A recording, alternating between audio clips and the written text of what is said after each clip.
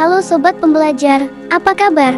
Di era pendidikan abad ke-21 ini, kita sering dengarkan pentingnya berpikir kritis, kreatif, dan punya karakter yang kuat. Nah, pertanyaannya, gimana cara mendidik anak-anak kita biar punya semua itu?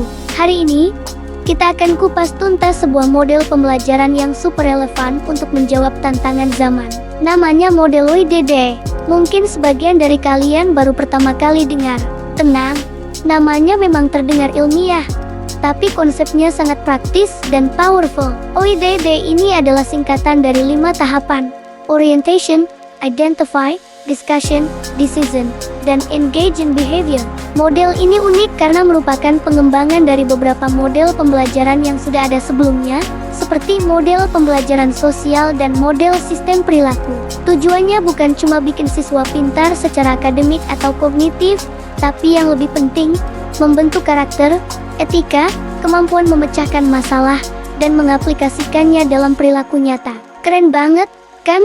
Yuk, kita bedah satu persatu tahapannya.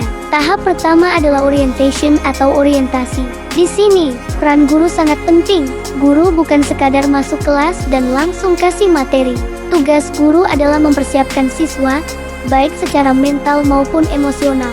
Guru akan memperkenalkan sebuah konteks, bisa berupa cerita, studi kasus, atau video pendek yang memancing pemikiran. Yang paling penting, guru akan memunculkan sebuah dilema atau isu yang relevan dengan kehidupan siswa. Misalnya, isu tentang kejujuran saat ujian, perundungan di media sosial, atau masalah lingkungan di sekitar sekolah. Dilema inilah yang akan menjadi pemantik seluruh proses belajar. Setelah siswa terpapar dengan dilema tadi, kita masuk ke tahap kedua, Identify atau identifikasi. Di tahap ini, siswa diajak untuk tidak langsung menghakimi. Mereka diminta untuk mengidentifikasi apa sih inti masalahnya. Nilai-nilai apa yang saling bertentangan dalam dilema tersebut. Misalnya dalam kasus mencontek, ada nilai kejujuran yang berbenturan dengan nilai solidaritas teman. Proses identifikasi ini bisa dilakukan secara individu atau dalam kelompok kecil. Tujuannya adalah melatih kepekaan siswa dalam melihat sebuah masalah dari berbagai sudut pandang.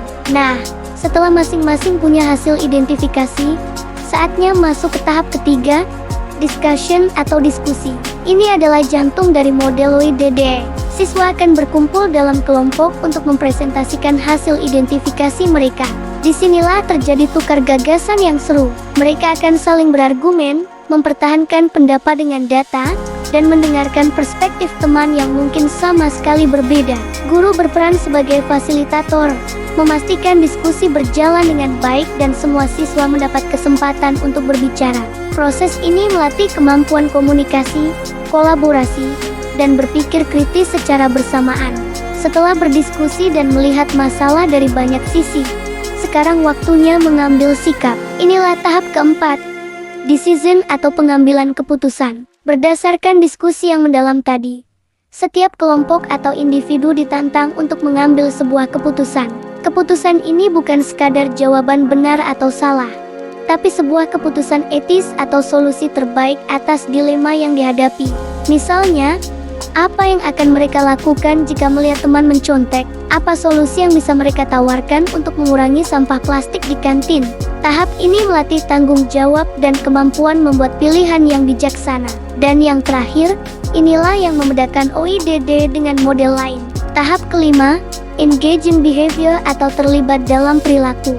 Belajar tidak berhenti di ruang kelas. Keputusan yang sudah diambil tadi harus diwujudkan dalam aksi nyata. Siswa didorong untuk mengimplementasikan solusi mereka di lingkungan sekitar. Kalau tadi keputusannya adalah membuat kampanye anti mencontek, yang mereka harus benar-benar menjalankannya. Kalau solusinya adalah membuat program pengelolaan sampah, mereka harus memulainya. Pembelajaran jadi sangat bermakna karena ada dampak langsung yang bisa mereka rasakan dan lihat. Dari teori menjadi aksi. Jadi, apa kelebihan utama model WDD ini? Pertama, model ini memberikan ruang yang sangat luas bagi siswa untuk aktif. Mereka tidak lagi menjadi pendengar pasif, tapi menjadi subjek yang mengidentifikasi masalah, berdiskusi, dan mencari solusi. Keterlibatan mereka jadi jauh lebih tinggi.